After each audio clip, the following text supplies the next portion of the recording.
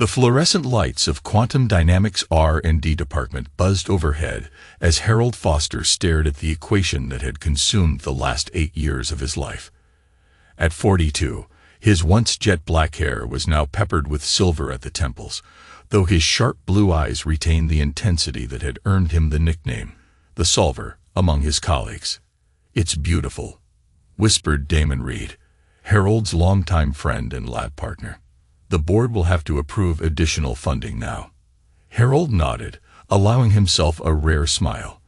What had begun as a theoretical algorithm for optimizing energy distribution and quantum computing had evolved into something revolutionary, a mathematical framework that could transform artificial intelligence processing while reducing energy consumption by nearly 70%. "Let's hope Maxwell sees it that way," Harold replied, referring to Maxwell Bennett, the mercurial CEO who was becoming increasingly skeptical of Harold's division. "The quarterly review is tomorrow." As Harold packed up his notes, his phone buzzed with a text from his wife, Vanessa. "Working late again. Don't bother. Having dinner with Beth. Leftovers in fridge." Harold sighed, slipping the phone back into his pocket. After 15 years of marriage, communication with Vanessa had deteriorated to terse text messages and cold silences.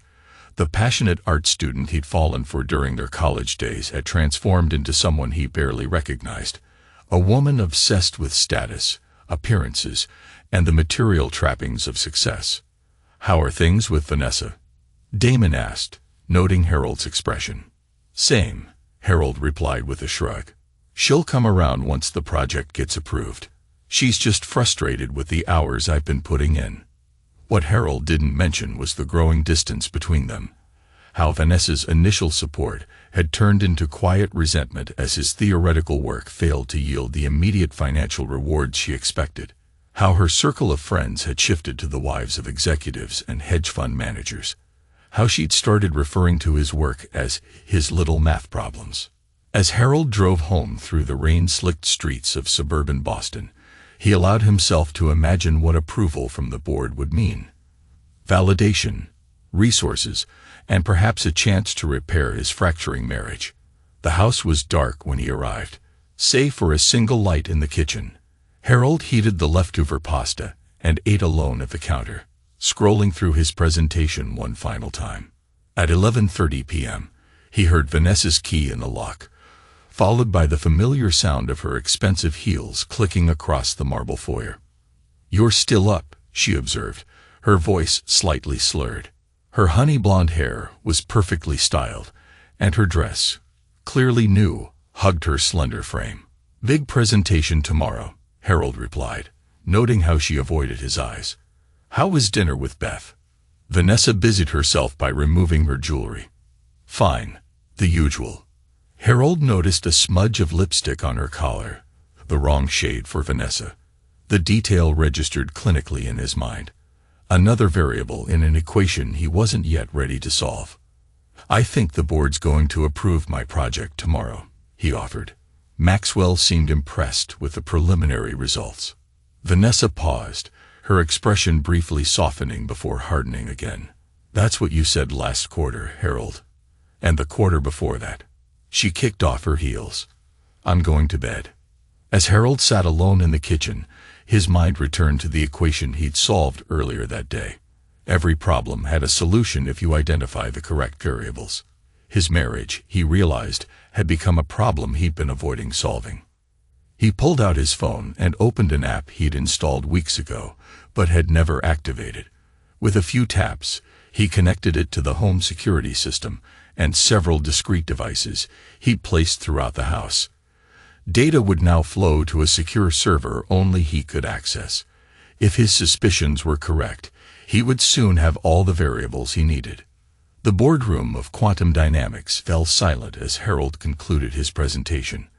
The projector hummed softly, displaying his final slide, an elegant representation of the algorithm that had consumed nearly a decade of his life. Maxwell Bennett leaned forward, his steel-gray eyes unreadable.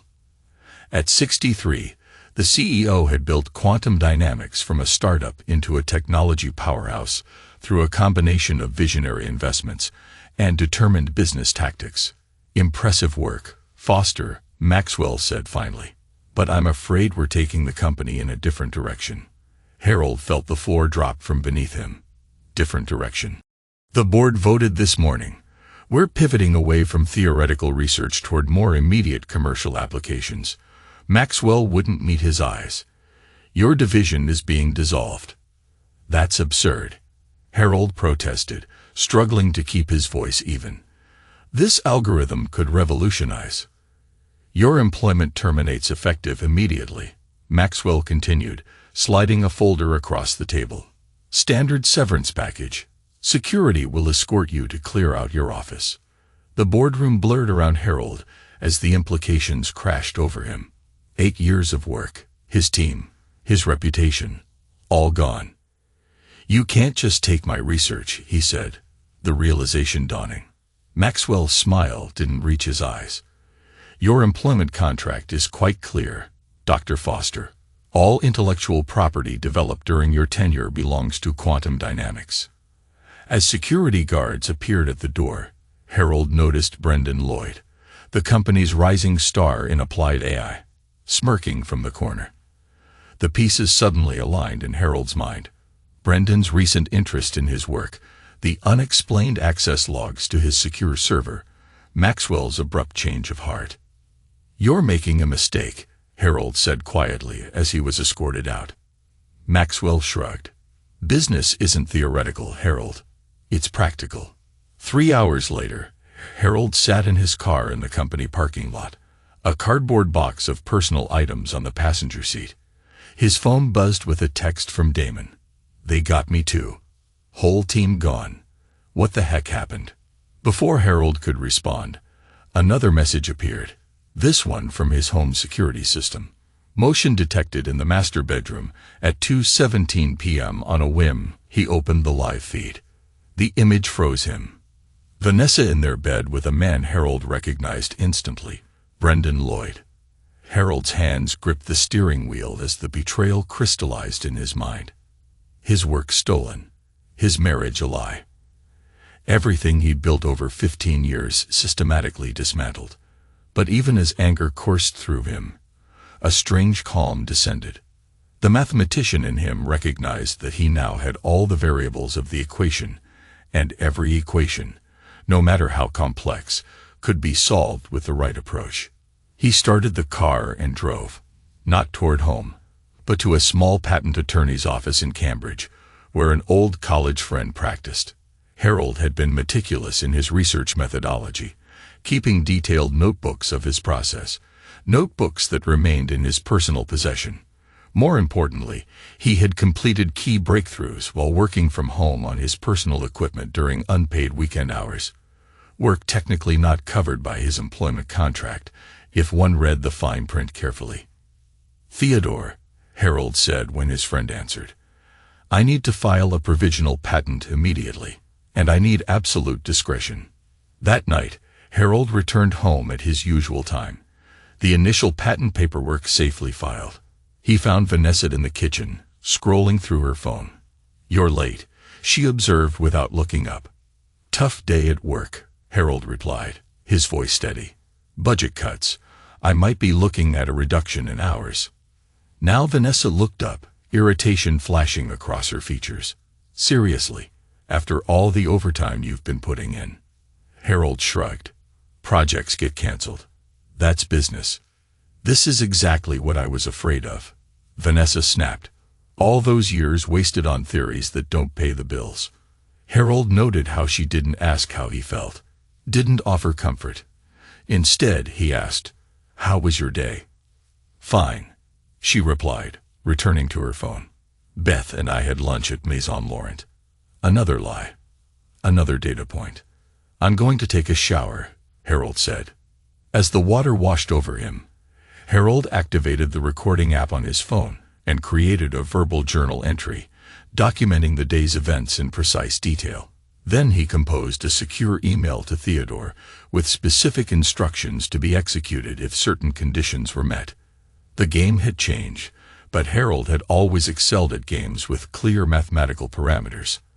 Now, for the first time in years, he had perfect clarity about the rules and the players. 3 weeks after his termination, Harold sat across from Lena Russo, a sharp-eyed venture capitalist with a reputation for backing revolutionary technologies. "Let me get this straight," Lena said, tapping her crimson nails against Harold's proposal. "You developed this algorithm independently of your work at Quantum Dynamics." "Key components, yes," Harold replied. "The core breakthrough occurred during unpaid weekend work on my personal equipment. I have dated and time-stamped notebooks and digital records to prove it." Lena studied him. At 50, she had built Russo Ventures through an uncanny ability to separate genuine innovation from hype. "And Quantum?" she asked. "They filed preliminary patents on a related system," Harold acknowledged. "But their implementation is fundamentally flawed without the key components I developed independently." Lena's lips curved into a smile. "So they're sitting on an expensive, non-functional system." "Precisely." "What do you want, Dr. Foster? Revenge or success?" "Both," Harold answered honestly. "But success is the better revenge." Lena nodded, apparently satisfied with his answer. "My legal team will contact your attorney. If everything checks out, we're prepared to offer $10 million for an exclusive license to your patent, with royalties once the technology is commercialized." Harold maintained his composure, though his heart raced. "I was thinking of something more substantial. Say, $67 million for complete acquisition." Lena's eyebrows shot up. "That's extremely ambitious. The potential market for this technology exceeds $200 billion within 5 years, Harold countered. "And Quantum Dynamics will discover the fatal flaw in their implementation approximately 3 months after initial deployment. By then, whoever holds my patent will control the market." Lena studied him for a long moment before extending her hand. "You're not the academic pushover Maxwell Bennett described. I think we can do business, Dr. Foster." As Harold drove home, his phone rang. "Damon, you sneaky rascal," his friend said without preamble. "Russo Ventures, how did you manage that?" "I kept good notes," Harold replied. "How are things at Latent Tech?" "Decent, not quantum money, but they appreciate theoretical work." Damon paused. "Have you heard about Maxwell's big announcement? They're fast-tracking Brendan's breakthrough into production, calling it KD Nexus." "Interesting timing," Harold remarked mildly. "Harold," Damon's voice turned serious, "Brendan's implementation won't work." "Not fully. I reviewed it before we got axed." "I know. So you're just going to let them crash and burn?" "That's cold, even for what they did to us." Harold thought of Brendan in his bed, of Maxwell's dismissive smirk. "Sometimes the correct solution isn't immediately obvious, Damon." At home, Harold found Vanessa waiting with uncharacteristic attentiveness. She had prepared dinner, his favorite pasta, and opened an expensive bottle of wine. "I talked to Beth today," she said, pouring him a glass. "Her husband works at Russo Ventures. He mentioned they're looking at some revolutionary algorithm." Her eyes studied him carefully. "Anything you want to tell me?" Harold took a sip of wine, noting how her interest had been rekindled at the first hint of potential success. "Just exploring some options," he replied noncommittally. "Well, I think it's great you're getting back out there," she said, reaching across the table to touch his hand. "I've always believed in your work, you know." The lie hung between them like a mathematical error, glaring and obvious. "Have you?" Harold asked mildly. Vanessa looked momentarily thrown, but recovered quickly. "Of course. We've had rough patches, but I've always supported your career." Harold nodded, wondering if she actually believed her own revisionist history. "I appreciate that," he said, extracting his hand from hers. "By the way, how's Brendan doing with his new project?" The color drained from Vanessa's face. "Who?" "Brendan Lloyd. From Quantum. Beth's husband mentioned they're fast-tracking his project." "Oh," Vanessa recovered poorly. "I wouldn't know. Beth doesn't talk much about her husband's colleagues." "Of course," Harold replied, taking another sip of wine. My mistake. Later that night, as Vanessa slept, Harold reviewed the data his surveillance system had collected. Phone records showed daily calls to Brendan. Location data from her phone revealed regular meetings at a hotel downtown. Text messages discussed Harold's work, his schedule, his vulnerabilities. The betrayal was methodical and calculated, qualities Harold could almost admire from a purely analytical perspective. But the coldness of it, the casual cruelty with which both Vanessa and Brendan had discussed him, crystallized his resolve. In the study, Harold opened his laptop and sent a brief, encrypted message to Theodore. Proceed with Phase 2. Conditions confirmed.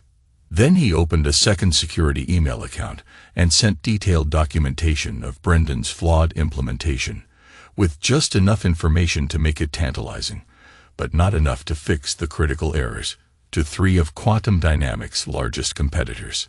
The pieces were moving. The equation was balancing. And soon, the solution would become evident to everyone involved. 57 days after being fired, Harold sat in Theodore Mercer's law office, reviewing the final acquisition contract from Russo Ventures. $67 million, Theodore whistled, his round face breaking into a smile. When you called me about that provisional patent, I never imagined this outcome. Harold nodded, his expression neutral. The technology's value speaks for itself. Still, to go from fired to one of the wealthiest men in Boston in under 2 months. Theodore trailed off. Have you told Vanessa yet? No, Harold replied, signing the final page. And I prefer to keep this confidential for now. Theodore's expression grew serious. Harold, Massachusetts is an equitable distribution state. If you're considering what I think you're considering, timing and disclosure matter enormously. Unaware, Harold said. That's why I've documented everything so meticulously. As if on cue, Harold's phone buzzed with a news alert. Quantum Dynamics announces major breakthrough. Key Nexus to revolutionize AI processing. Theodore glanced at the headline. Isn't that based on your work? Partially, Harold acknowledged. But incomplete. You could sue. That would be premature, Harold replied. Let's see how the market responds first. The market responded enthusiastically. Quantum Dynamics stock jumped 28% on the announcement. Tech blogs praised Brendan Lloyd as a visionary. Maxwell Bennett gave interviews predicting QD Nexus would capture 70% of the enterprise AI market within 2 years. Through it all, Harold remained silent, observing from a distance as Vanessa's behavior subtly shifted. Her late nights with Beth decreased. She began asking questions about his job search, his meetings, his plans for the future. The surveillance system recorded multiple panicked calls to Brendan, who assured her that Harold remained clueless.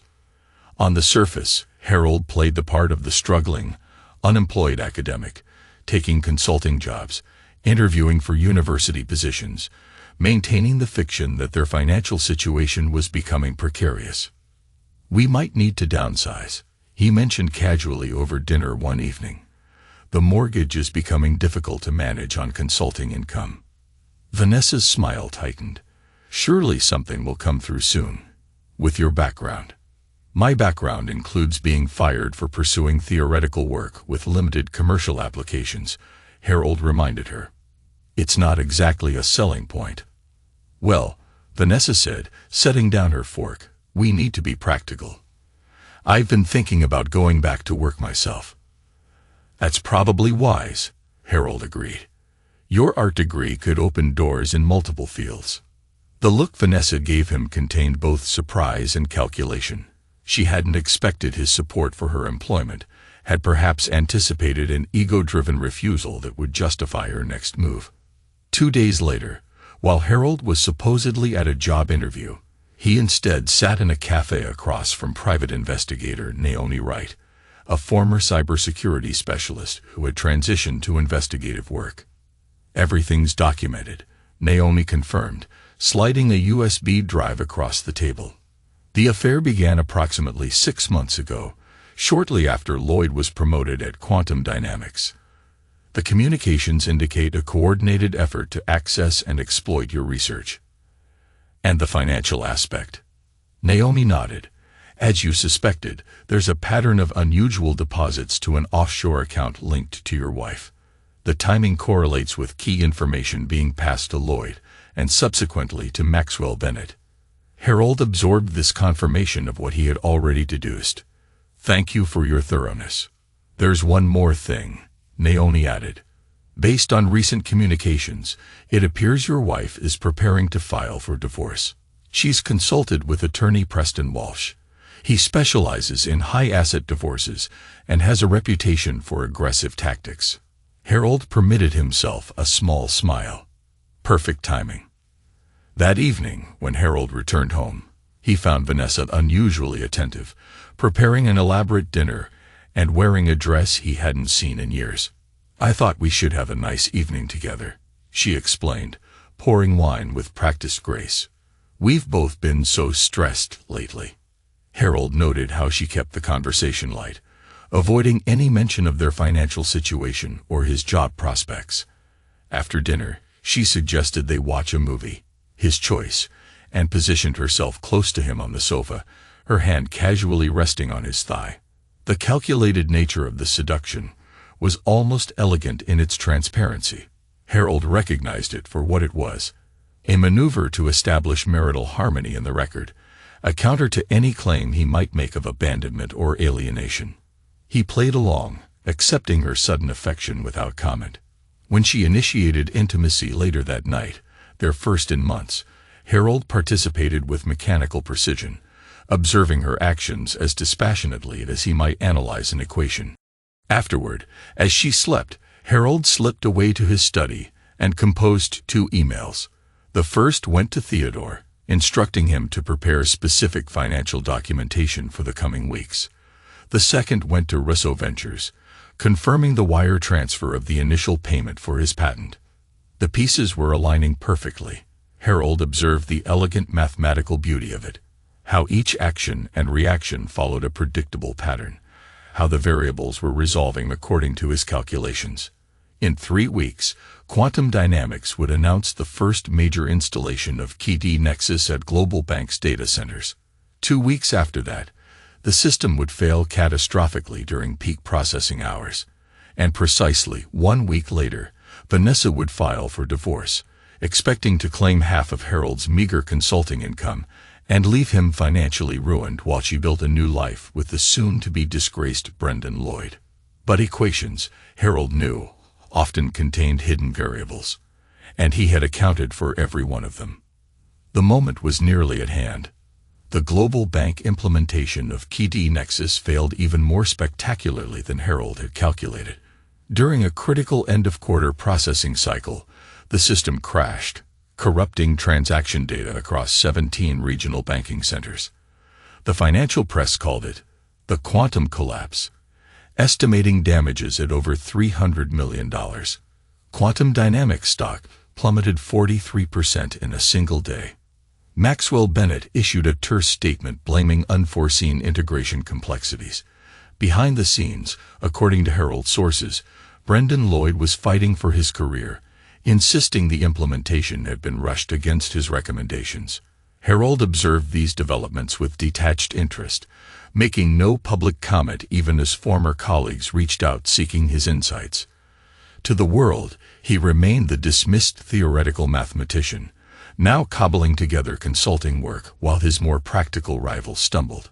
At home, the charade continued. Vanessa maintained her renewed affection, though Harold noticed how frequently she checked her phone, how her smile faltered when financial news played on television. Their joint account dwindled as Harold paid bills without replacing the funds, maintaining the fiction of their approaching financial crisis. "I've been thinking," Vanessa said one evening, her voice carefully casual. "Maybe we should consider a fresh start, somewhere more affordable." "Like where?" Harold asked, looking up from his laptop. Beth mentioned Arizona has a growing tech scene. Lower cost of living, too. Harold nodded thoughtfully. "Interesting timing, with the real estate market down. We take a loss on the house." "Sometimes you have to cut your losses," Vanessa replied, the metaphor hanging heavily between them. The following day, Harold received a text from Damon. QT in free fall. Maxwell ousted by board. Rumor has it Russo Ventures announcing major acquisition next week. Tell me you're behind this. Harold didn't respond directly. Instead, he called Naomi Wright. It's time, he said when she answered. Proceed with the documentation package. That evening, Harold returned home to find Vanessa sitting at the kitchen table, a glass of wine in hand and an envelope beside her. Preston Walsh, she said without preamble, tapping the envelope. Best divorce attorney in Boston. Harold set down his bag. I see. This isn't working, Harold, Vanessa continued, her voice taking on a rehearsed quality. We've grown apart. Your career setbacks have put enormous strain on our relationship. I think we both deserve a chance at happiness. With Brendan Lloyd? Harold asked mildly. Vanessa froze, wine glass halfway to her lips. What? Your affair with Brendan Lloyd, Harold clarified. The one that began 6 months ago, around the time he gained access to my research at quantum dynamics. Color drained from Vanessa's face, quickly replaced by an angry flush. You're being paranoid. This is exactly the kind of delusional. The Marquis Hotel, room 718, every Tuesday and Thursday afternoon. Harold interrupted calmly. The offshore account in the Caymans receiving payments after each major data leak from my department. The text messages discussing how to handle me once Brendan's implementation of my algorithm made him wealthy. Vanessa's expression shifted from shock to calculation. You've been spying on me. That's illegal. Preston will. Preston Walsh will receive comprehensive documentation of your conspiracy with Brendan and Maxwell to appropriate my intellectual property, Harold continued, as will the FBI's Corporate Espionage Division, and that SEC. For the first time, uncertainty flickered across Vanessa's features. You're bluffing. You have nothing. Harold took out his phone and played a recording. Vanessa and Brendan discussing Harold's research, planning how to access his secure server, laughing about his obliviousness. Vanessa's hand trembled, spilling wine across the envelope. What do you want? An uncontested divorce, Harold replied simply. You keep your personal possessions and the offshore account Brendan established for you. Approximately $240,000, I believe. I retain everything else. That's ridiculous, Vanessa snapped. Massachusetts is an equitable distribution state. I'm entitled to half of everything. Half of my consulting income would be approximately $42,000 annually, Harold acknowledged. Significantly less than you've already received from Brendan. I thought you'd consider it a fair trade to avoid federal prosecution. Vanessa's legal training, abandoned after 1 year of law school when she'd met Harold, resurfaced. You're threatening me. That's coercion. I'm offering you a business arrangement, Harold corrected. Similar to the one you made with Brendan, but with clearer terms. Vanessa studied him, seeing something in his expression that made her pause. The Harold she thought she knew, the distracted academic, the predictable husband, was gone, replaced by someone calculating and unfamiliar. I'll need time to think, she said finally. Of course, Harold agreed. You have until tomorrow morning. After that, the documentation package goes to the authorities. As Harold turned to leave the kitchen, Vanessa called after him. What happens to Brendan in this scenario? Harold paused at the doorway. That depends on you. Accept my terms, and my focus remains on quantum dynamics as an entity. Refuse, and my attention turns to individual accountability. That night, Harold slept in the guest room, his phone set to alert him to any unusual activity. At 2:17 a.m., it buzzed. Vanessa had made a call to Brendan lasting 23 minutes. At 3:05 a.m., she sent an email to Preston Walsh canceling their appointment. By morning, Vanessa had composed herself, appearing in the kitchen with forced calm. I'll accept your terms, she said, but I want them formalized legally. Theodore Mercer will contact you today with the paperwork, Harold replied, pouring coffee. You'll have full legal representation and review. You planned all of this, Vanessa observed, a note of grudging respect in her voice. I solved an equation, Harold corrected. The variables were provided by you and your associates. As Harold left for his meeting with Theodore, his phone alerted him to breaking news. Russo Ventures announces revolutionary AI algorithm, claims patent predates quantum dynamics failed system. The market reaction was immediate and dramatic. Technology blogs that had praised Brendan Lloyd now questioned his originality. Financial analysts downgraded quantum dynamics to sell ratings, and Harold Foster's name began appearing in industry publications, described as the overlooked genius behind the true breakthrough. By that afternoon, Theodore had confirmed that Vanessa had signed the preliminary divorce agreement. She didn't even argue about the terms, he reported.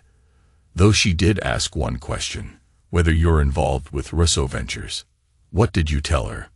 That I wasn't at liberty to discuss your business affairs, Theodore replied.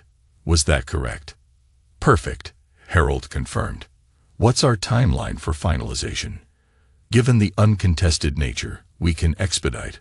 4 weeks, possibly 3. Excellent, Harold said. And the financial disclosures? Theodore's voice took on a note of concern. We'll need to disclose the Russo Ventures payment before final signing. There's no legal way around that. I'm counting on it, Harold replied. In fact, I want to schedule the disclosure and signing to coincide precisely with Russo's formal announcement of my role as Chief Algorithm Officer and majority patent holder. Theodore chuckled. You really have calculated every move. Almost every move, Harold corrected. There are still variables in play. The most unpredictable of those variables manifested that evening when Harold returned home to find Brendan Lloyd waiting in his living room, Vanessa nervously standing nearby. We need to talk, Brendan said, his normally confident demeanor strained. Man to man. Harold set down his bag, assessing the situation with clinical detachment.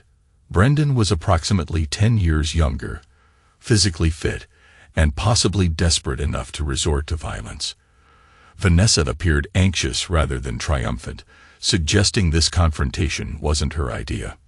I'm listening, Harold replied calmly. This vendetta has to stop, Brendan said. You've made your point. The Key Nexus failure has tanked my reputation. Isn't that enough? Vendetta implies emotional motivation, Harold observed. This is simply cause and effect. Brendan's composure cracked. You sabotaged the implementation. You knew it would fail.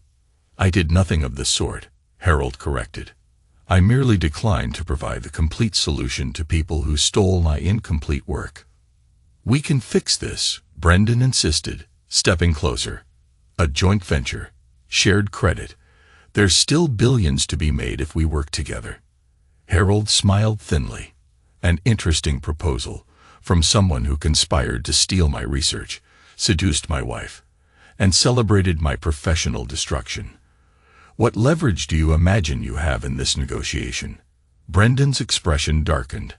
I have evidence of your surveillance activities, illegal recordings, computer trespassing. Enough to bring criminal charges. Gathered how? Harold inquired mildly. By illegally accessing my home systems. That would make for an interesting court case. The standoff stretched into uncomfortable silence before Vanessa intervened. This is pointless. Brendan, Harold's made his decision. We should respect that and move on. Brendan turned to her, incredulous. Move on. My career is ruined. As was mine, Harold noted. Or so you both believed. Actions have consequences, Mr. Lloyd. Some are immediate. Others take time to manifest. As Brendan's face contorted with rage, Harold added, I suggest you leave before this conversation becomes something we all regret. Vanessa has made her choice clear, and it appears to be self-preservation rather than loyalty to either of us. Vanessa flinched at the assessment, but didn't contradict it. After a tense moment, Brendan stormed out, slamming the door with enough force to rattle the windows. He's desperate, Vanessa said after he'd gone. Maxwell's blaming him entirely for the failure. The board is asking questions about where the algorithm really came from. That sounds like a difficult situation, Harold acknowledged without sympathy. Vanessa studied him with new awareness. You're different. You've changed. No, Harold corrected. I've simply stopped pretending to be what you needed me to be. The equation balances now. That's all. 3 days before the scheduled divorce signing, Harold sat in a private dining room at Maison Laurent across from Lena Russo and her executive team. The formal announcement of his role as Russo Ventures' chief algorithm officer had been strategically timed to coincide with the final stage of his divorce, a mathematical precision that gave him quiet satisfaction. The market response has exceeded even our projections, Lena was saying, her crimson nails tapping against the quarterly report. Pre-orders for quantum flux implementation have surpassed $130 million. Your algorithm has performed flawlessly in all test environments. Harold nodded, accepting the praise with characteristic restraint. The scaling parameters still need fine-tuning for larger deployments. Always the perfectionist. Lena smiled. That's why we're paying you the big bucks. $67 million for the patent acquisition, plus the equity package as CEO. Speaking of which, interjected Russo's chief financial officer, the final patent payment transfers tomorrow. Any specific instructions for the wire? Standard procedure is fine, Harold replied. My attorney has prepared the necessary documentation for tax purposes. As the meeting concluded, Lena held Harold back for a private word. I heard about your divorce proceedings. Remarkable timing. Harold met her gaze steadily. Pure coincidence. Of course, Lena's smile suggested she understood perfectly. Nothing to do with Massachusetts divorce laws and the disclosure requirements for assets acquired during marriage. Theodore has ensured everything is handled legally and transparently, Harold assured her. I never doubted it, Lena replied. I admire precision engineering in all its forms, Dr. Foster. That evening, Harold returned home to find Vanessa waiting in the living room, a glass of wine in hand, and an expression of practiced contrition on her face. I've been thinking, she began, setting down her glass. Maybe we're being hasty about this divorce. Harold set his briefcase on the side table. In what way? 15 years of marriage shouldn't end over one mistake, Vanessa continued, her voice softening to the tone she had once used when they were dating. People change. Relationships evolve. We could try counseling. Harold observed her performance with detached interest, noting the calculated vulnerability, the precise modulation of her voice. An interesting perspective, given your previous certainty. I've had time to reflect, Vanessa countered, moving closer, to remember what we once had, what we could have again. And this reflection has nothing to do with Russo Ventures' announcement tomorrow. Vanessa faltered momentarily before recovering. I don't know what you mean. The formal announcement of my role as Chief Algorithm Officer, Harold clarified, and majority patent holder for the quantum flux system. The shock that registered on Vanessa's face confirmed his suspicion she hadn't known. Her reconnaissance had been incomplete. You're working with Russo Ventures, she asked, recalibrating rapidly. Since when? Since shortly after my termination from Quantum Dynamics, Harold replied. A fortunate alignment of interests. Vanessa processed this new information, her expression cycling through shock, calculation, and finally a softer, more intimate look. Harold, that's wonderful news. I always believed in your work, even when others didn't. The revision of history was so brazen that Harold almost admired its audacity. Did you? That contradicts your recorded statements to Brendan about my useless theories and wasted potential. Vanessa abandoned pretense, her expression hardening. What do you want, Harold? To humiliate me? To make me beg? Fine. I made a mistake. I underestimated you. Is that what you need to hear? I don't need to hear anything from you, Harold replied calmly. The divorce terms are settled. We both sign the day after tomorrow.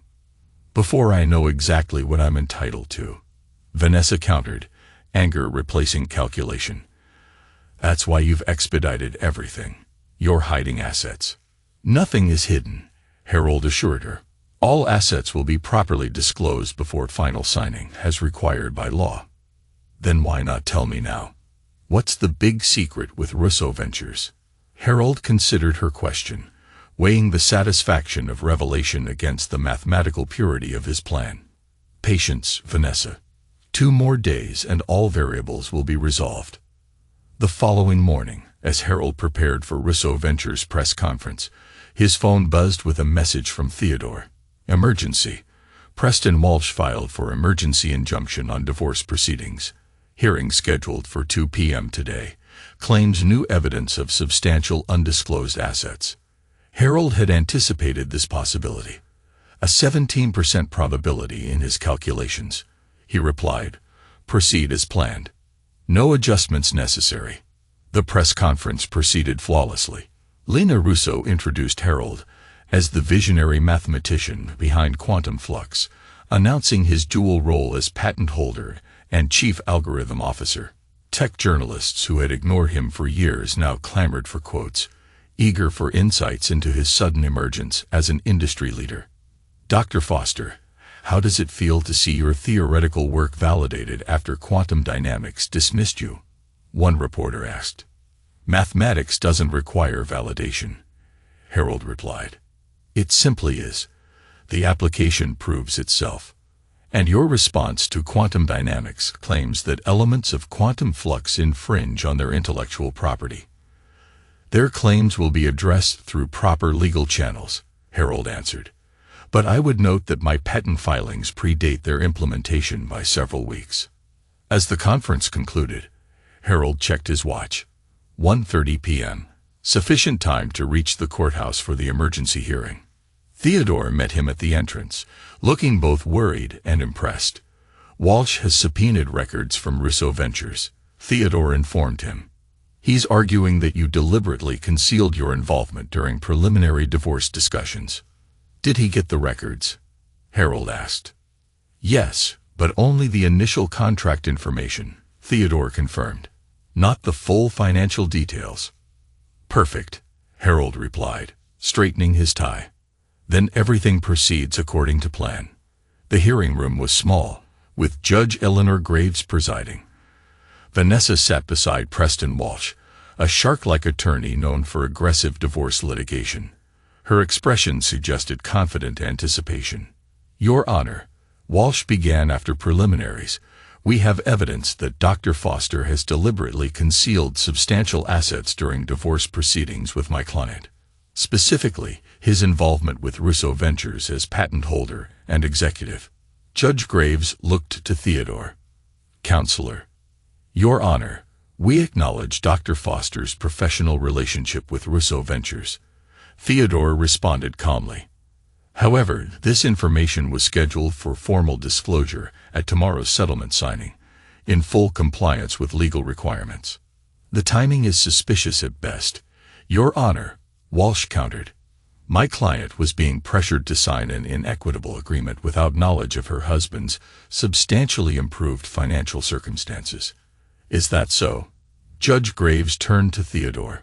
"What exactly is the nature of Dr. Foster's compensation from Russo Ventures?" Theodore glanced at Harold, who nodded permission. "Dr. Foster has received an executive compensation package as Chief Algorithm Officer, and more significantly, payment for acquisition of his patent rights to the quantum flux system." "And the amount of this payment?" Judge Graves inquired. $67 million, Theodore stated. "The final transfer was completed this morning." The courtroom fell silent. Vanessa's confident expression crumbled into shock. Preston Walsh recovered first. "Your Honor, this is precisely our point. Dr. Foster was attempting to push through a divorce settlement offering Mrs. Foster only her personal possessions and a small offshore account, while concealing a $67 million asset.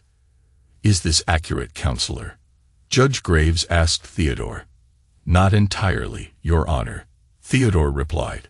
"The full financial disclosure was scheduled for tomorrow's signing, before any agreement would become final. More importantly, the patent acquisition payment was not marital property under Massachusetts law.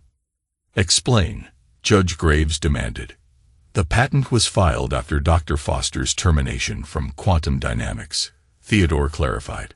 More significantly, the critical development work occurred after Mrs. Foster had engaged in a documented affair with Brendan Lloyd of Quantum Dynamics, during which she provided Mr. Lloyd with proprietary information from Dr. Foster's research. Judge Graves' expression sharpened.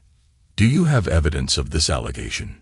Extensive documentation, Your Honor, Theodore confirmed, producing a sealed packet, including recordings of conversations between Mrs. Foster and Mr. Lloyd discussing the exploitation of Dr. Foster's intellectual property, bank records of payments to Mrs. Foster coinciding with data breaches, and sworn statements from former Quantum Dynamics employees.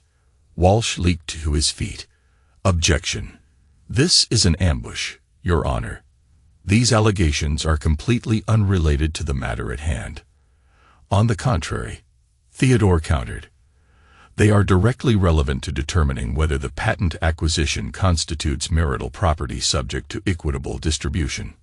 Under Massachusetts law, assets acquired through illegal activity or breach of fiduciary duty to a spouse may be excluded from distribution. Judge Graves studied the presented documents for several long minutes while the courtroom remained silent. Finally, she looked up. I'm dismissing the motion for emergency injunction, she announced. Based on preliminary review, there appears to be substantial evidence that Mrs. Foster engaged in activities that constitute a breach of fiduciary duty to her spouse. The scheduled settlement signing may proceed tomorrow as planned. As Vanessa and Walsh huddled in an urgent consultation, Judge Graves added, I should note that I will be referring the evidence of corporate espionage to the appropriate authorities for potential criminal investigation. Court adjourned. Outside the courthouse, Theodore could barely contain his admiration. The timing was masterful, he told Harold. Her own aggressive move gave us the perfect opportunity to introduce the espionage evidence into the official record. Harold nodded. Mathematical precision. The variables aligned as calculated. She'll still try to fight it, Theodore warned. Walsh won't give up easily. Fighting means public disclosure of her affair and corporate espionage, Harold observed. Her offshore account becomes evidence rather than an asset. The equation balances in either scenario. As predicted, by that evening, Theodore received notification that Vanessa had agreed to proceed with the original settlement terms. The message included a personal note. Tell Harold he wins. I underestimated him. But this isn't over. Harold read the message without visible reaction, though he noted the implicit threat for future calculation. Some equations extended beyond their apparent solutions. 6 months after the divorce, Harold Foster's life had achieved a new equilibrium. As chief algorithm officer at Russo Ventures, he led a team of mathematicians developing applications for quantum flux across multiple industries. His personal wealth, carefully managed through a series of trusts and investments, exceeded $100 million, and his modest penthouse in Boston's Seaport District provided both comfort and strategic isolation from his former social circles. The mathematical precision of his existence pleased him. Each day was optimized for productivity, creativity, and controlled relaxation.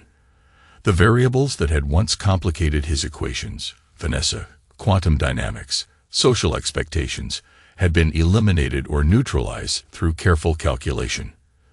Then Riley entered his life, disrupting his carefully constructed equilibrium. Riley Bennett, Maxwell Bennett's 27-year-old daughter, approached Harold after his keynote address at the International Symposium on Quantum Computing. Dr. Foster, she said, extending her hand. Your presentation was brilliant. The potential applications for healthcare alone are revolutionary. Harold recognized her immediately, the sharp intelligence in her gray eyes mirroring her father's. Though without the ruthless calculation, he had come to associate with Maxwell Bennett. Ms. Bennett, he acknowledged, shaking her hand. I'm surprised to see a Bennett at my presentation. Former Bennett, she corrected. I dropped the name after my father's disgrace. It's Riley Cochran now, my mother's maiden name. A practical decision, Harold observed. A principled one, Riley countered. I never approved of my father's business tactics. When the truth about how he handled your research emerged, I resigned from Quantum Dynamics' legal department immediately. Harold recalled seeing her name in personnel files during his surveillance of the company, but had paid little attention. Another variable, insufficiently analyzed. What can I do for you, Miss Cochran? He asked, his tone neutral. I have information, she replied, about your ex-wife and Brendan Lloyd. Information that might interest you. Harold's carefully constructed indifference faltered momentarily. I've moved beyond those concerns. Have you? Riley's expression suggested she knew better. They certainly haven't moved beyond their concerns about you. The exchange led to coffee, which extended to dinner, during which Riley revealed that Vanessa and Brendan had relocated to Arizona, where they were attempting to rebuild their lives and careers, and more significantly, were actively seeking ways to undermine Harold's success at Russo Ventures. They've approached multiple quantum dynamics investors, Riley explained, claiming they can prove you stole proprietary research. They're trying to build support for a civil suit. Their evidence would be inadmissible, Harold replied, unperturbed, and counterproductive to their own interests. Desperation makes people irrational, Riley observed. My father taught me that, if nothing else. Harold studied her, the forthright gaze, the precise language, the obvious intelligence. Why are you telling me this, Miss Cochran? What's your interest in my situation? Professional curiosity. Initially, she admitted. Your mathematical dismantling of quantum dynamics was elegant, but then I reviewed the complete case file and recognized something familiar. Which was? A fellow survivor, Riley said simply, someone who refused to be defined by others' betrayal. The conversation shifted to her own experiences, growing up with Maxwell Bennett's ruthless approach to business and relationships, watching her mother crumble under his psychological manipulation, finally breaking free by building her own career in technology law. By the evening's end, Harold found himself recalibrating his equations to include this new variable. Riley Cochran was neither an adversary nor a romantic prospect, categories he had largely dismissed from his calculations. She was something else entirely, a potential ally with complementary skills and motivations. I should warn you, Harold said as they parted. Association with me carries certain complications. Riley smiled. I specialize in complications, Dr. Foster, particularly those involving intellectual property and corporate ethics. 2 weeks later, Riley joined Russo Ventures as special counsel for intellectual property, reporting directly to Lena Russo. Her first project, strengthening the company's patent protections against potential challenges from quantum dynamics or its proxies. The professional relationship between Harold and Riley remained strictly collegial, though they occasionally shared meals to discuss strategy. Harold appreciated her legal insights and found her company intellectually stimulating, a variable that enhanced rather than disrupted his equations. Then the equilibrium shattered with a single phone call. Dr. Foster, Naomi Wright's voice carried unusual urgency. We have a situation. Your surveillance systems detected unauthorized access to your home network. Harold frowned. Source. That's the concerning part, Naomi replied. The intrusion originated from Russo Ventures' internal network. Someone inside the company is accessing your personal data. The implications cascaded through Harold's mind.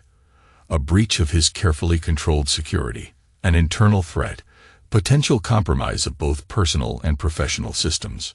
Can you isolate the specific access point? He asked, already calculating probabilities. Not precisely, Naomi admitted, but the timing and clearance levels suggest executive suite involvement. Harold's analysis quickly narrowed the possibilities. Only 5 people at Russo Ventures had sufficient clearance to potentially orchestrate such access. Lena Russo herself, the CTO, the head of security, the CFO, and most recently, Riley Cochran. A new equation formed in Harold's mind, incorporating this troubling variable. Trust had never been a significant factor in his calculations. He had structured his security systems with the assumption that all actors would eventually pursue self-interest, but the particular timing of this breach suggested something more targeted. "Deploy countermeasure protocol Delta," he instructed Naomi. "Controlled misinformation through all potentially compromised channels. I want to see where it leads." The countermeasure was elegant in its simplicity.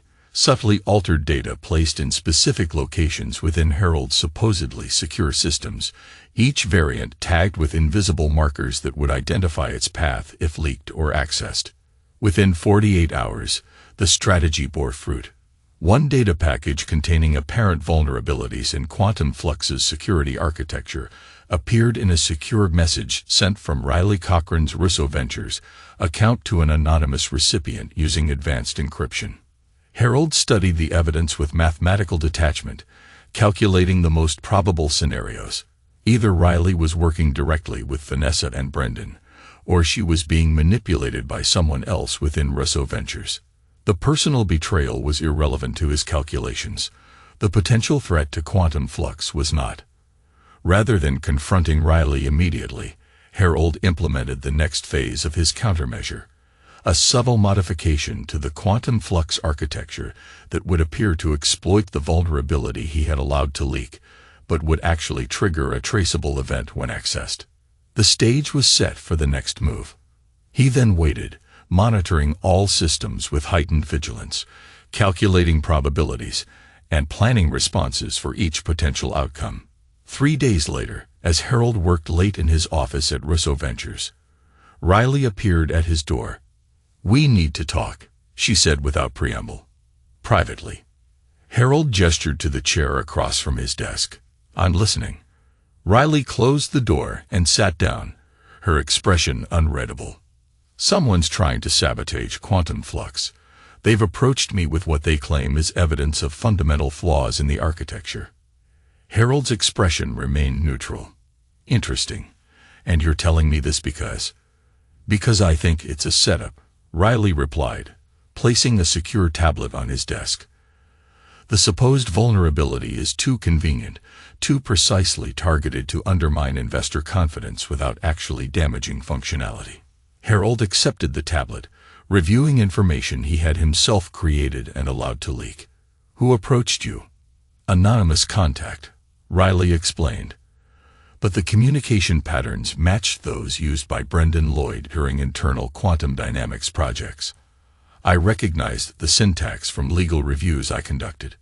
A new variable entered Harold's calculations, the possibility that Riley was playing a double game, revealing partial information to gauge his response while concealing her own involvement.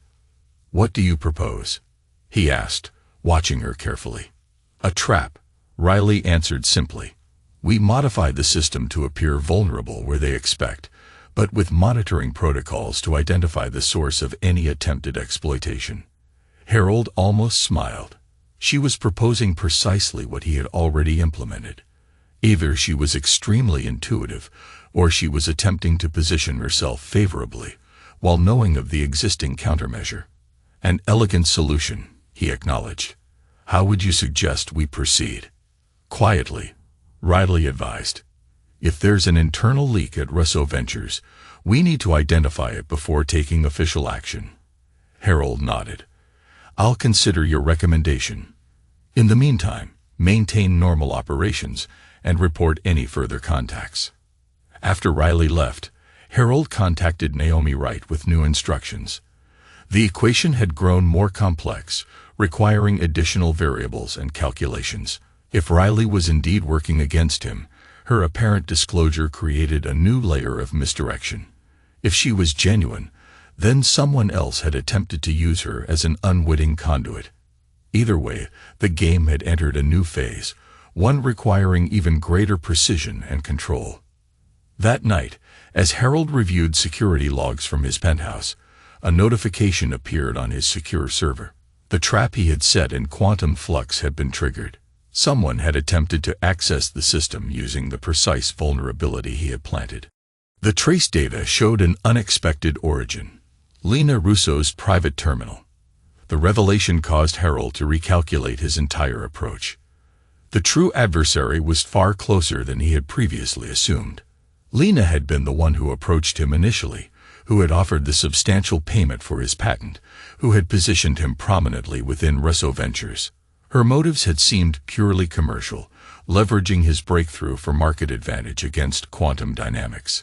But if she was now attempting to compromise quantum flux, the equation changed fundamentally. Was she hedging against potential failure, seeking control mechanisms to limit his influence, or implementing a more sophisticated strategy he had not yet discerned? Harold sent an encrypted message to Theodore Mercer, instructing him to prepare specific legal contingencies. Then he composed a separate secure communication to a contact he had cultivated at the SEC, a mathematician turned financial regulator who appreciated the elegant patterns of corporate malfeasance. The following morning, Harold proceeded to Russo Ventures as usual, his external demeanor betraying nothing of his recalculated strategy. He attended scheduled meetings, reviewed technical implementations, and maintained normal interactions with all colleagues, including both Riley and Lena. At 2:17 p.m., precisely when the daily executive backup protocol initiated, Harold's countermeasure activated. A subtle data packet inserted into the backup stream would document any unauthorized access or modification. By 4:30 p.m., he had his answer. Lena had accessed the backup, extracted specific components of quantum flux, and transmitted them to an external server. The destination, when traced by Naomi's specialized tools, resolved to a shell company with connections to Maxwell Bennett's new venture capital firm. The pattern clarified in Harold's mind. Not a betrayal by Riley, but a complex maneuver by Lena Russo in coordination with Maxwell Bennett, likely predating Harold's involvement with the company. The patent acquisition, the prominent position, the strategic announcement, all designed to legitimize quantum flux, while allowing them to extract its core functionality for deployment through Bennett's new enterprise. Riley appeared at his office door just as Harold completed his analysis. "We need to talk," she said for the second time in 24 hours. "My office. Now." Harold followed her to her more secure legal suite, where she activated comprehensive privacy protocols before speaking. "Lena is working with my father," she stated without preamble. "They've been planning this since before they approached you. Your algorithm was always the target." "You have evidence?" Harold asked, revealing nothing of his own discoveries. Riley nodded, producing a secured drive. "Internal communications, financial transfers, corporate structure documents. They created a shell within a shell to distance themselves. But I recognize my father's legal templates." "Why are you showing me this?" Harold inquired, still calculating probabilities. "Because I've spent my entire life watching my father destroy people who created actual value," Riley answered, her voice tight with controlled anger. "Because Lena Russo approached me 6 months ago to use my connection to you for their benefit. Because I'm tired of intelligence and creativity being exploited by those who produce nothing themselves." Harold studied her, recalculating variables and probabilities.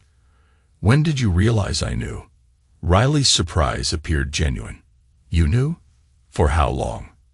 "The relevant question is what you intend to do with this information," Harold redirected. "Stop them," Riley replied simply. "Legally, definitively, and publicly. I have enough evidence for SEC action, but your position as patent holder and algorithm creator makes you the essential witness." Harold considered his options, the various equations branching into multiple potential solutions. After a measured silence, he made his decision.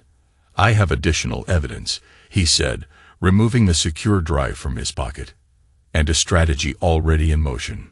Riley's expression shifted from surprise to something like admiration. "You were ahead of me from the beginning." "Not entirely," Harold acknowledged.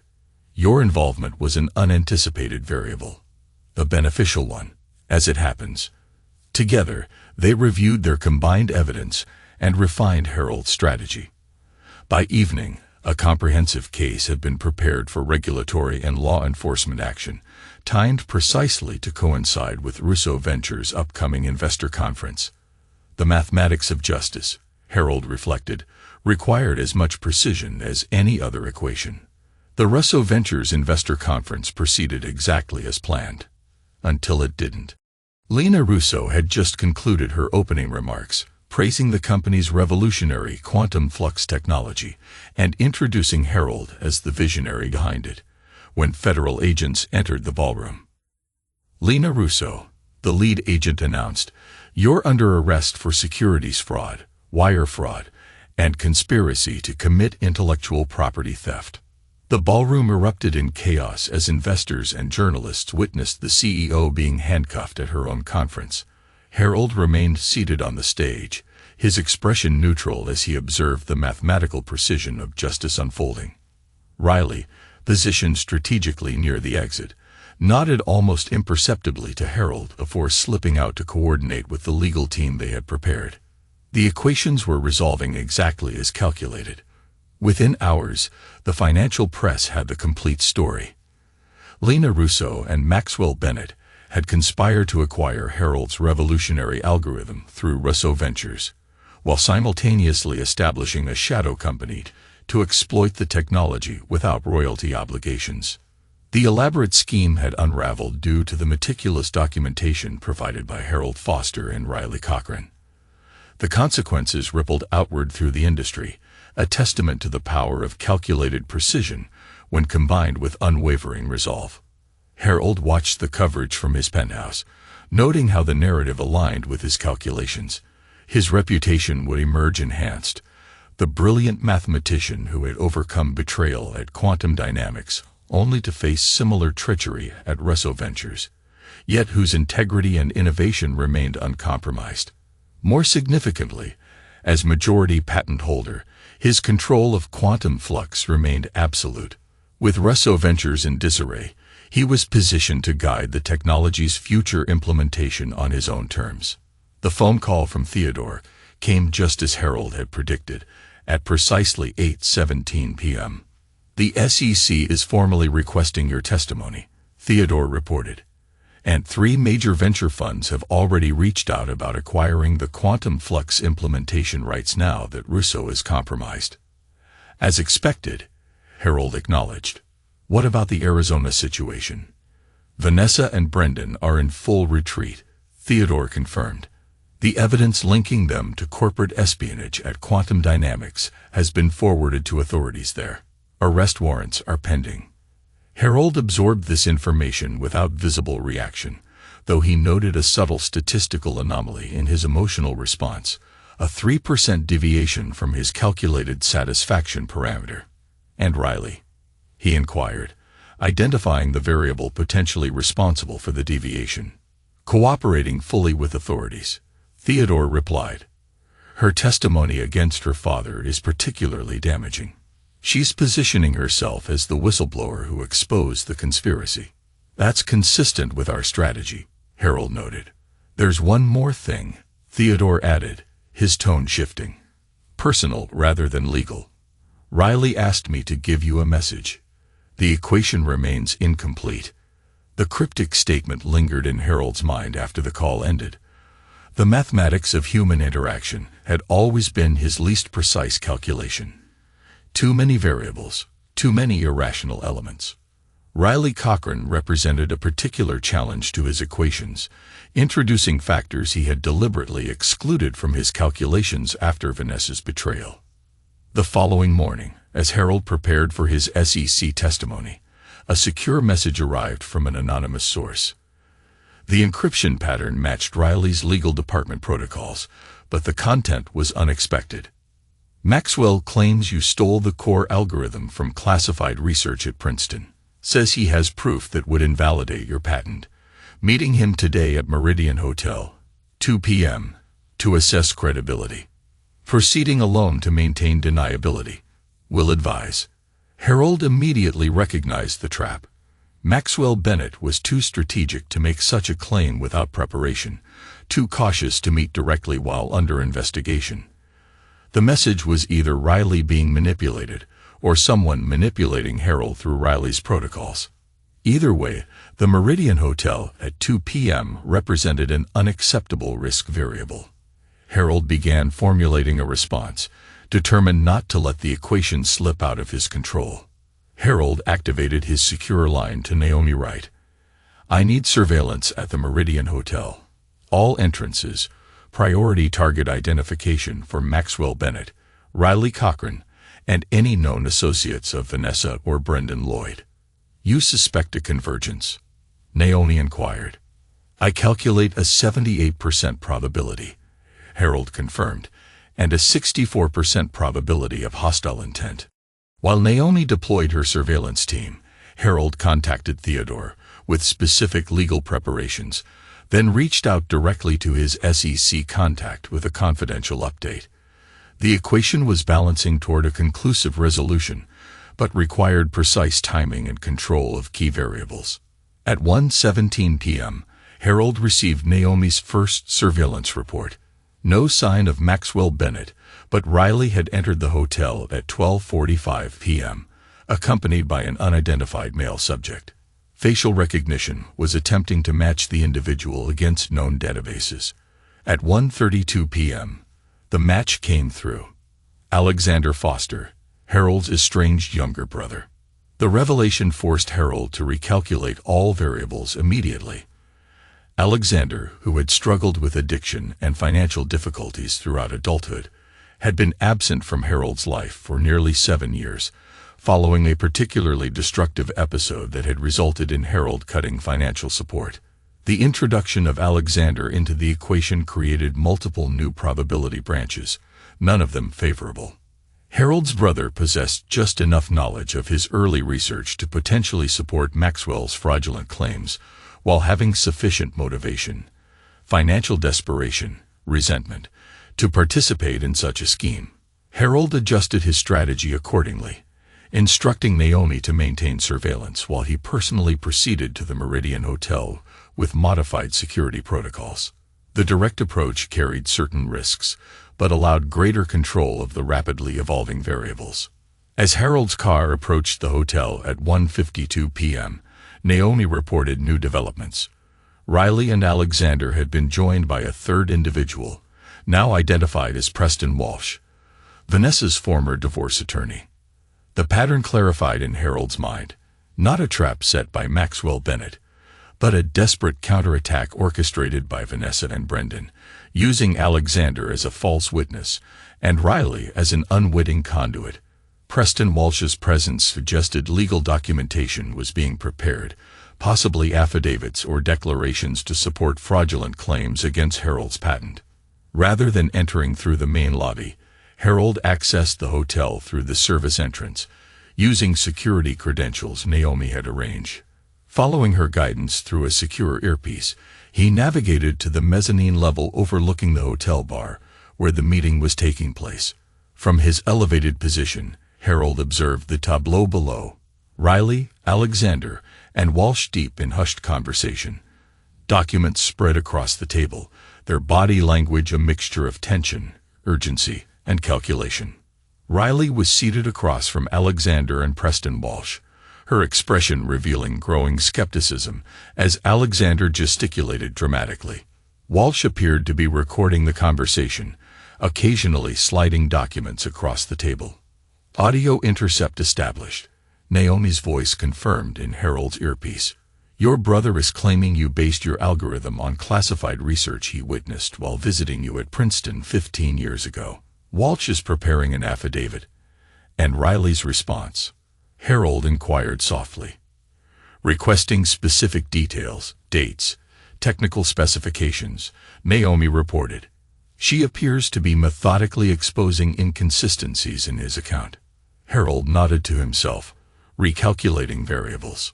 Riley's behavior suggested she had not been compromised, but was independently investigating the claim, precisely what her legal training would dictate. Alexander, predictably, was floundering under specific questioning about mathematical concepts he had never understood. "Is there evidence of Vanessa or Brendan's direct involvement?" Harold asked. "Financial trail only," Naomi confirmed. Alexander received a wire transfer of $50,000 from an offshore account linked to Brendan 3 days ago. The final variable resolved in Harold's mind. This wasn't merely a desperate counter-move by Vanessa and Brendan. It was their last play, a final attempt to undermine his credibility before their own legal consequences materialized. Harold made his decision, activating the recording function on his secure phone before descending to the hotel bar. The mathematical precision of his timing was perfect. He approached just as Alexander was struggling to explain a fundamental concept of quantum distribution algorithms. "Perhaps I can clarify that point," Harold said, sliding into the empty chair beside Riley. "Hello, Alexander. It's been some time." The color drained from Alexander's face. Preston Walsh froze mid-sentence, his professional composure cracking visibly. Only Riley appeared unsurprised, a faint smile suggesting she had anticipated this development. "Harold," Alexander stammered, "I was just explaining to Ms. Cochran about classified research I supposedly conducted at Princeton. Research that would have been difficult to accomplish, given that I was never involved in classified projects during my time there," Harold finished for him. Walsh attempted to regain control. "Your brother has signed a sworn statement, obtained through documented bribery," Harold interrupted, placing his phone on the table to display the financial transfer records Naomi had provided. $50,000 from Brendan Lloyd's Cayman account to Alexander Foster, dated 3 days ago. A clear violation of multiple statutes. Walsh's expression hardened. "That proves nothing about the validity of his testimony." "Perhaps not," Harold acknowledged. "But the Princeton University records confirming Alexander was banned from campus following a public intoxication incident during his only visit to me there might prove relevant. As would his documented whereabouts during the period he claims to have witnessed my research, specifically his stay at the Clearview Rehabilitation Center from October 2010 through March 2011. Alexander's face contorted with a mixture of shame and rage. "You sanctimonious jerk. You always have to win, don't you? Always have to be the perfect one." "This isn't about winning, Alexander," Harold replied calmly. "It's about mathematical truth. Equations balance, or they don't. Yours doesn't." Riley intervened before Alexander could respond. "Mr. Walsh, I suggest you advise your clients, both present and absent, that pursuing this fraudulent claim would constitute multiple felonies. The documentation we've already gathered is sufficient for criminal charges." Walsh's legal training reasserted itself as he calculated his own risk exposure. "I was merely exploring the credibility of allegations brought to my attention," he said, gathering his papers. "No formal filing has been made. Yet you prepared falsified affidavits and traveled across state lines to obtain them," Riley noted. "Interesting legal strategy." As Walsh and Alexander made their hasty departure, Riley turned to Harold. "You knew I was conducting a counter-investigation." "I calculated a 72% probability," Harold confirmed. "The alternative scenarios required preparation." Riley smiled. "Always the mathematician. It's the only reliable framework," Harold replied, "particularly given recent events." "Speaking of which," Riley said, producing a secure tablet, "I've been analyzing the quantum flux implementation options post-Russo. There's an elegant solution that preserves your control while maximizing both short and long-term value." As they discussed the technical and legal aspects of quantum flux's future, Harold found himself recalculating certain personal variables. Riley Cochran represented something he had deliberately excluded from his equations after Vanessa's betrayal, a potential ally whose motivations aligned with his own not through manipulation or self-interest, but through genuine intellectual and ethical compatibility. The mathematical implications were significant enough to warrant further analysis. 1 year after the Russo Ventures collapse, Harold Foster stood at the observation window of Foster Quantum Systems' new research facility in Cambridge. Below, teams of mathematicians and engineers worked on various applications of quantum flux technology, from healthcare diagnostics to climate modeling. Behind him, Riley reviewed final preparations for the afternoon's announcement. The formation of the Foster Foundation for Mathematical Innovation, endowed with $100 million from Harold's personal fortune, and dedicated to supporting theoretical research without immediate commercial applications.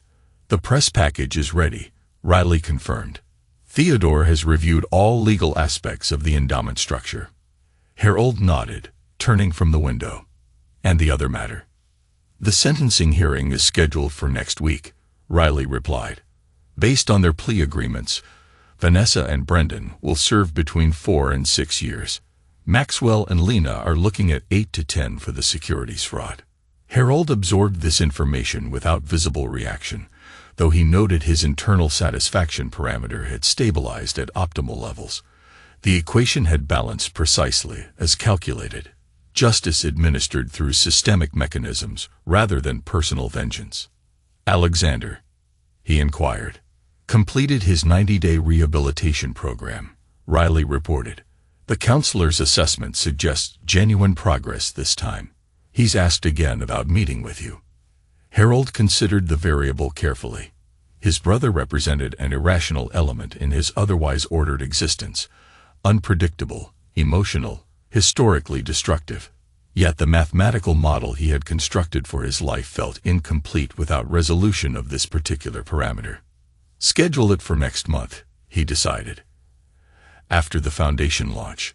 Riley nodded, making a note before regarding him thoughtfully. You've created something remarkable here, Harold. Quantum flux is revolutionizing fields from medicine to environmental science.